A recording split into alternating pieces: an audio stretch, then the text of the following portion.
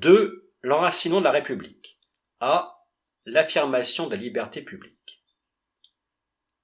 Quelles libertés publiques sont mises en place après 1880 ? À partir des années 1880, la victoire aux élections législatives permet aux républicains de faire évoluer le régime vers une véritable démocratie, en créant un socle de libertés publiques. Les libertés publiques sont inscrites dans la loi et deviennent un fondement de l'organisation de la société française. Les lois de 1881 sur la liberté de réunion, 30 juin, et la liberté de la presse, 29 juillet, mettent fin à l'autorisation préalable pour se réunir ou publier. Une simple déclaration suffit. Journaux et réunions publiques sont les principaux vecteurs de la diffusion des idées politiques.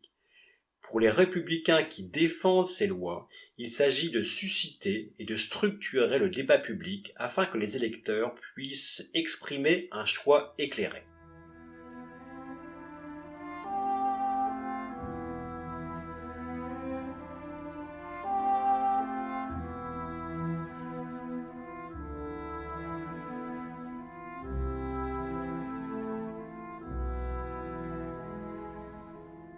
En effet, les républicains ont pu constater par l'échec de la Deuxième République et l'adhésion populaire au Second Empire que le suffrage universel seul ne permet pas le triomphe de la démocratie. Pour eux, il n'y a pas de vraie démocratie sans débat public. C'est dans ce projet de longue haleine que s'inscrivent les lois Ferry sur l'école, 1881-1882. Il s'agit de 2 lois qui rendent l'enseignement primaire gratuit, laïque et obligatoire jusqu'à 13 ans. Elle vise à former des citoyens aptes à lire et à former leur propre jugement. Pour fonctionner à l'échelle nationale, le débat doit d'abord pouvoir se faire à l'échelle locale.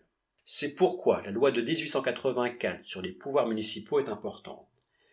Elle renforce l'autonomie des municipalités élues face au préfet, le représentant de l'État. Elle instaure notamment l'élection des maires qui était jusqu'à là nommée par les préfets.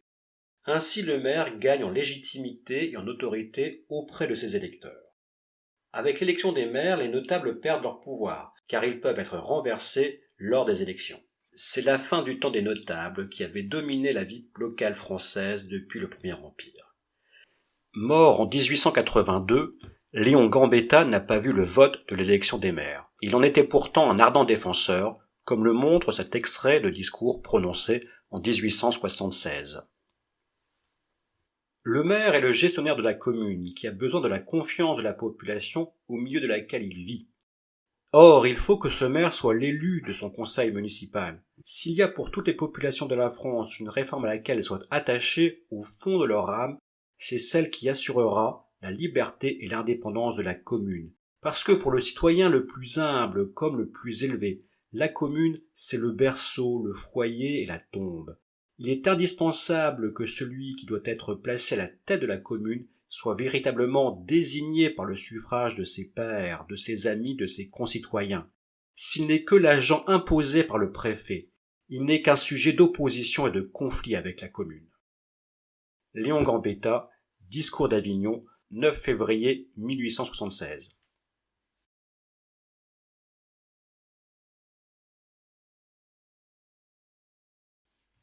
La démocratisation de la société française passe aussi par l'autorisation des syndicats professionnels avec la loi Waldeck-Rousseau de 1884. Des associations de travailleurs existaient déjà. Il s'agissait notamment de mutuelles d'entraide en cas de maladie, d'accident ou de décès. Les syndicats vont plus loin car ils permettent aux employés de s'organiser face à leurs patrons. Pour les adversaires des syndicats, ces associations sont une entrave à la liberté individuelle affirmée depuis 1789. Mais pour les promoteurs de la loi Waldeck-Rousseau, les syndicats sont une solution pour intégrer les ouvriers à la République, en leur donnant les moyens légaux de défendre leurs intérêts. Pouvant se syndiquer, les ouvriers seront moins tentés par le socialisme et la révolution.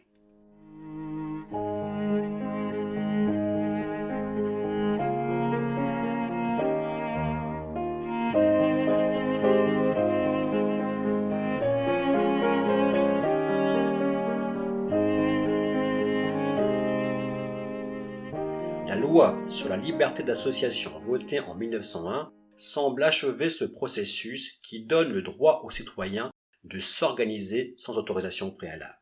Elle permet d'encadrer le fonctionnement de milliers d'associations non lucratives qui existent déjà. Elle offre aussi la possibilité aux citoyens de s'organiser politiquement. Les premiers partis politiques tels qu'on les connaît aujourd'hui vont émerger. Le premier parti créé est celui qui rassemble les radicaux. Cependant, la loi de 1901 accorde une place particulière aux congrégations religieuses. Ces associations restent très encadrées par l'État, par peur de l'influence qu'elles exercent. L'enracinement de la République se fait en effet en opposition à l'Église catholique et à son influence sur la société.